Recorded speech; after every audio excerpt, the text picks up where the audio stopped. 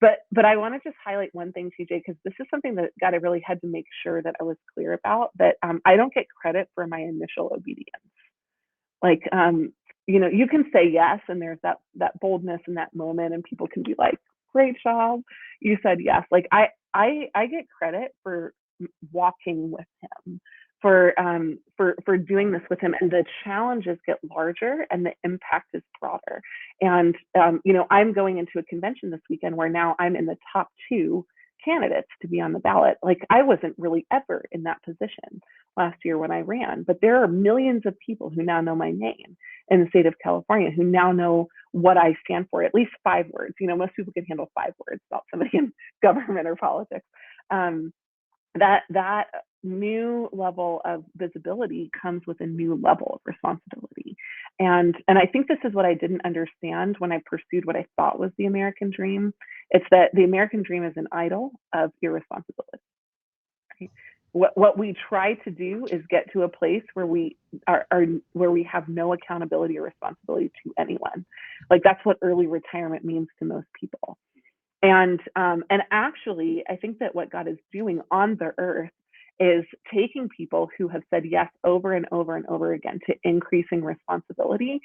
And now, like, I read the parable of the talents, and I'm like, whoa, man, they probably weren't celebrating the way that we think about celebrating when God gave them authority over 10 cities, right? Like, that's a whole heck of a lot of responsibility. And but now I understand it differently. I understand that the favor of God looks different than the American Idol version of that. And I think Wow. that's what So I the did over American weekend. dream is an idol of irresponsibility.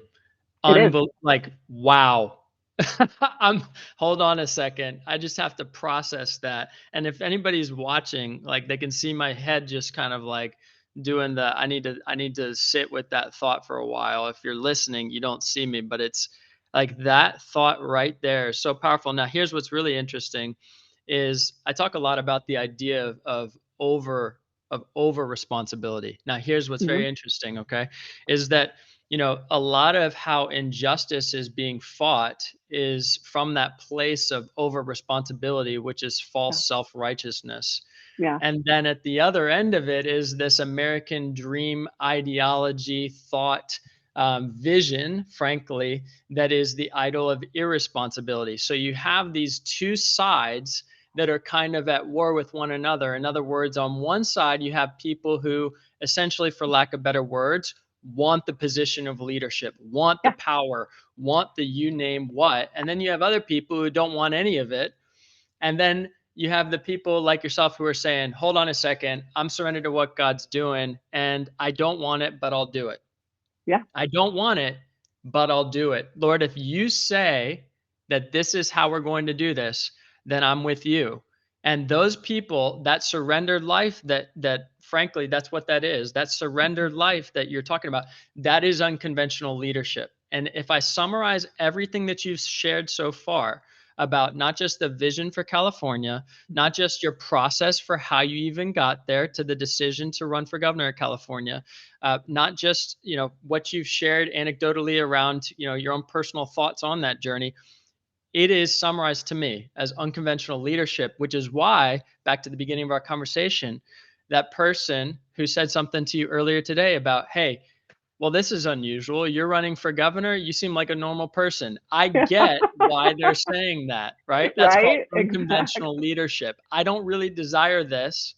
I don't, Yeah. but I'm doing it not because I have some axe to grind for my own value and worth as a person, but Right. I actually find my value and worth as a daughter of God, Mhm. understanding how He sees me and what He's asked me to do. And that's more important. And I'm willing to lay down in agreement. This is the other part that's wild that we could touch on for probably another 3 hours. In agreement with my husband. That's a crazy thought because a lot of people don't understand the value of that.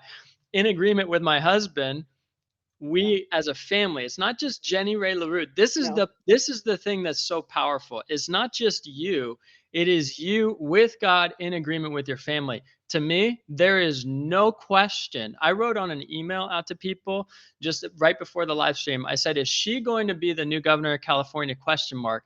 I already know the answer. I already know the answer by the grace of God. By the grace of God. It is you who are made to be in a position of leadership in this time, that we need people who don't necessarily aspire for that position of leadership. It's not that you can't do it. It's not that you won't do it. Obviously you will, but Yeah. it's the idea that you don't have this worth to find. Yeah. You don't have this thing to discover. I was already there.